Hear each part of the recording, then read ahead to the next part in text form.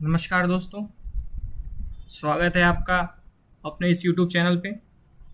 आज हम लोग देखेंगे अलंकार। अलंकार की भेदों के बारे में बात करेंगे, अलंकार किसे कहते हैं और ये पेपर के दृष्टि से बहुत ही महत्वपूर्ण है। चलिए देखते हैं बिना किसी देरी के। सबसे पहले देखेंगे कि अलंकार का अर्थ क्या होता है।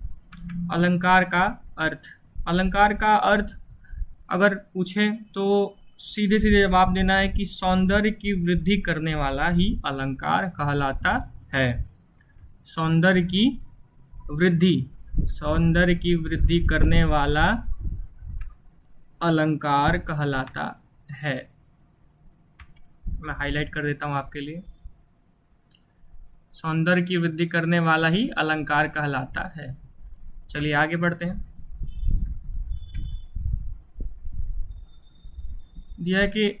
आगे दिया है कि अलंकार के कितने भेद होते हैं। अलंकार के याद रखिएगा 2 भेद होते हैं। अलंकार के कौन कौन से भेद होते हैं? अलंकार के 2 भेद होते हैं। कौन कौन सा? शब्दालंकार और अर्थालंकार। शब्दालंकार और अर्थालंकार। चलिए आगे बढ़ते हैं।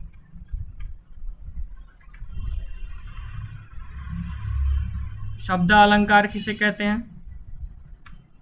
ये क्वेश्चन पूछता है, शब्दालंकार किसे कहते हैं? शब्दालंकार जहां शब्दों के कारण काव्य में सौंदर्य उत्पन्न होता है। काव्य में सौंदर्य उत्पन्न होता है वह क्या कहलाता है? शब्दालंकार कहलाता है। चलिए आगे बढ़ते हैं। शब्दालंकार कहलाता है और इसके शब्दालंकार के कितने भेद होते हैं? 3। अनुप्रास अलंकार, यमक अलंकार और श्लेष अलंकार। श्लेष अलंकार याद रखिएगा, तीनों महत्वपूर्ण है।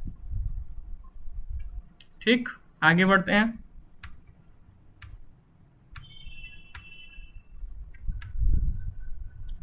अनुप्रास अलंकार का अर्थ देख लीजिए क्या होता है।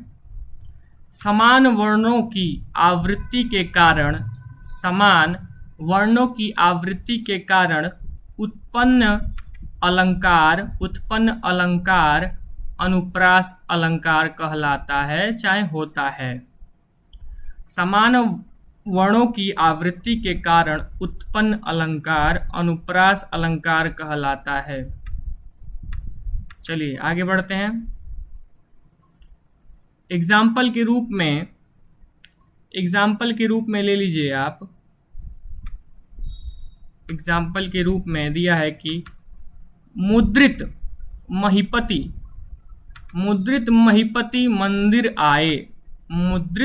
महीपति मंदिर आए। इसमें क्या है? इसमें म वर्ण की आवृत्ति हो रही है। वर्ण की आवृत्ति हो रही है। इसका मतलब क्या है? ये कौन सा अलंकार है? इसका मतलब ये अनुप्रास अलंकार है। अनुप्रास अलंकार है। इसमें समान वर्णों की आवृत्ति हो रही है। चलिए आगे बढ़ते हैं। दूसरा उदाहरण देख लीजिए। रघुपति राघव राजा राम, ये सबसे प्रचलित उदाहरण है। रघुपति राघव राजा राम, इसमें र वर्ण की आवृत्ति हो रही है। रघुपति रघुपति, राघव में र है, राजा में र है, राम में र है। तो इसका उदाहरण ये याद रखिएगा, ये पेपर में आ सकता है। चलिए आगे देखते हैं। यमक अलंकार। यमक अलंकार का अर्थ क्या होता है? परिभाषित कीजिए, ये क्वेश्चन में आ सकता है। तो इसको लिखेंगे, एक शब्द एक से अधिक बार आता है। एक शब्द एक से अधिक बार आता है, वह यमक अलंकार कहलाता है। याद रखिएगा दोस्तों, एक शब्द एक से अधिक बार आता है उसे हम यमक अलंकार कहते हैं। उदाहरण के लिए देख लीजिए, एग्जाम्पल देख लीजिए आप। एग्जाम्पल लिखा है कि काली घटा का घमंड घटा, काली घटा का घमंड घटा, ये सबसे अच्छा उदाहरण है। इसमें सेकंड दूसरा देख लीजिए, यति यति माफ कीजिएगा, रति रति शोभा सब रति, रति रति शोभा सब रति के शरीर की, रति रति के शोभा सब रति के शरीर की। तीसरा उदाहरण देखिए, कनक नकते सौगुनी मादकता अधिकाया, या खाए जग खाए वह, एक मिनट, जग खाए बौराए जग वह पाए बौराए। ये सबसे अच्छा उदाहरण है। चलिए आगे बढ़ते हैं।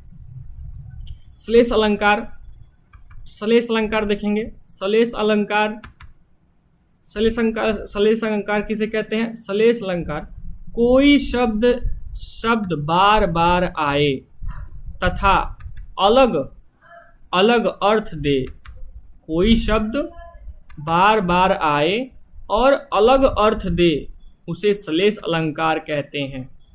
याद रखिएगा मित्रों, कोई शब्द बार बार आए तथा अलग अलग अर्थ दे, उसे हम लोग श्लेष अलंकार कहते हैं। चलिए आगे बढ़ते हैं। आगे बढ़ते हैं। एग्जाम्पल के रूप में ले लीजिए, रहीमन पानी राखिए बिन पानी सब सूख, पानी गए न बखेरे मोती मानुष चूर। इसका अलग अलग अर्थ हुआ। चलिए आगे बढ़ते हैं। आगे क्या है कि अर्थालंकार, अर्थालंकार किसे कहते हैं? अर्थालंकार अर्थ के कारण, याद रखिएगा यार, अर्थ के कारण विशेषता आ जाए तो, अर्थ के कारण विशेषता आ जाए तो उसे हम अर्थालंकार कहेंगे। ये परीक्षा के दृष्टि से बहुत ही महत्वपूर्ण क्वेश्चन है। इससे हम इम्पोर्टेंट क्वेश्चन हाईलाइट स्टार लगा लेंगे। आगे बढ़ते हैं। अर्थालंकार के कितने भी होते हैं? उपमा अलंकार, रूपक अलंकार, उत्प्रेक्षा अलंकार, अतिशयोक्ति अलंकार, मानवीकरण अलंकार। ये 5 इसके भेद होते हैं, याद रखिएगा। चलिए आगे बढ़ते हैं। उपमा अलंकार किसे कहते हैं? देख लीजिए आप लोग, जिन पंक्तियों में किसी व्यक्ति, प्राणी या वस्तु आदि के गुण अवगुण रूप स्वभाव और स्थिति आदि की तुलना और समानता आदि किसी दूसरे के साथ की जाए तो वह उपमा अलंकार कहलाता है। याद रखिएगा, जिन पंक्तियों में किसी व्यक्ति, प्राणी या वस्तु आदि के गुण अवगुण रूप स्वभाव और स्थिति आदि की तुलना और किसी समान आदि किसी दूसरे के साथ होती है, वह वहाँ पे यमक अलंकार होता है। आगे बढ़ते हैं। एग्जाम्पल के रूप में देख लीजिए, ईद द सफ़ेद चाक चांदी जैसा सुंदर चेहरा। चलिए आगे बढ़ते हैं। आगे दिया है कि उपमा अलंकार, उपमा के अंग क्या क्या हैं? उपमेय है, उपमान है, साधारण धर्म है और वाचक शब्द है। इसको भी एक एक बार देख लेते हैं। उपमेय में वहाँ वस्तु या व्यक्ति जिसका वर्णन किया जाता है उसे हम उपमेय कहते हैं। वहाँ वह वस्तु, एक मिनट, वह वस्तु या व्यक्ति जिसका वर्णन किया जाता है उसे हम उपमेय कहते हैं।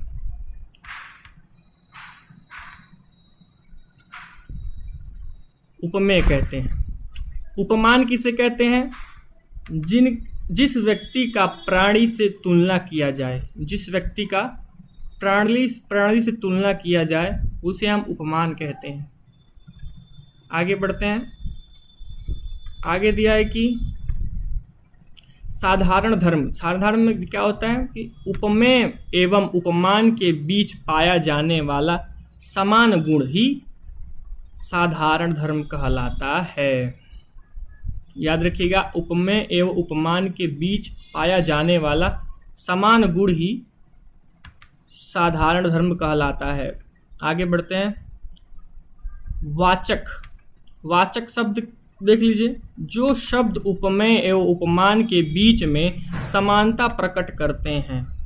याद रखिएगा, वाचक शब्द है जो शब्द उपमेय एवं उपमान के बीच समान प्रकट करते हैं, समानता प्रकट करते हैं, उसे हम वाचक शब्द कहेंगे। जैसे देख लीजिए, उदाहरण दिया है कि सा से जो तह आदि।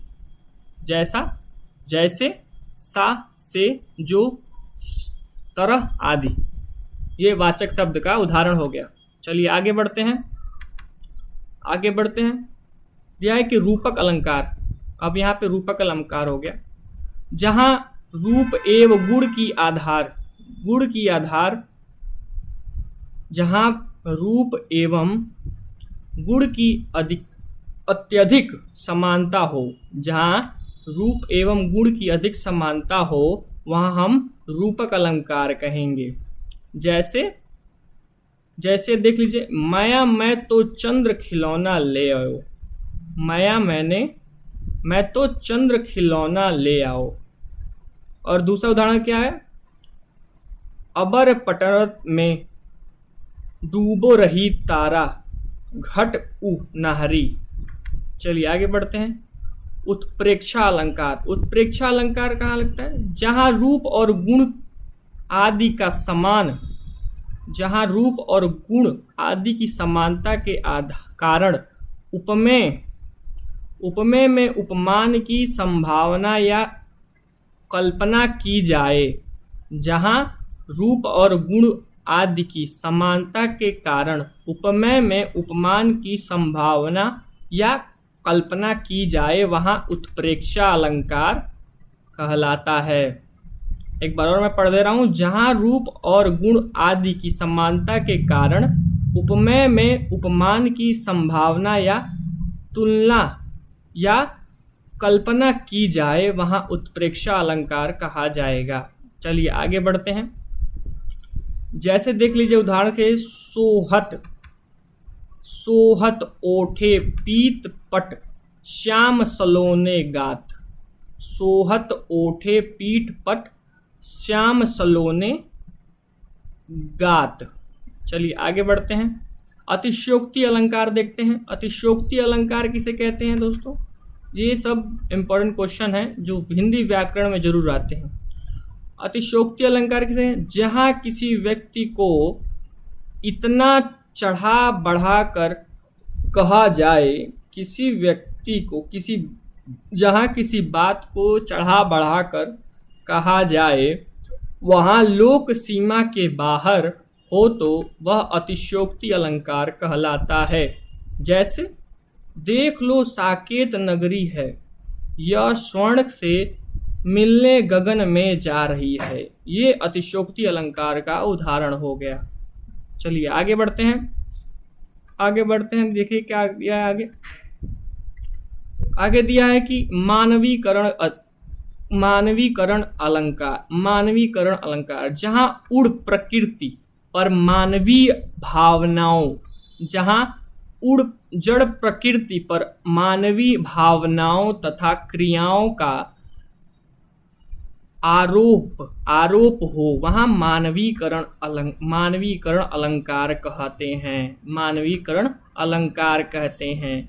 चलिए इतना आज के लिए काफ़ी है। मिलते हैं नेक्स्ट पार्ट में। मानता हूँ आपको वीडियो अच्छी लगी हो। चैनल पे नए हैं तो सब्सक्राइब कर लें। आगे का हम लोग रस और छंद का वीडियो आएगा, तो बने रहिए चैनल पे, ऐसे ही प्यार देते रहिए। तब तक के लिए जय श्री राम, भारत माता की जय।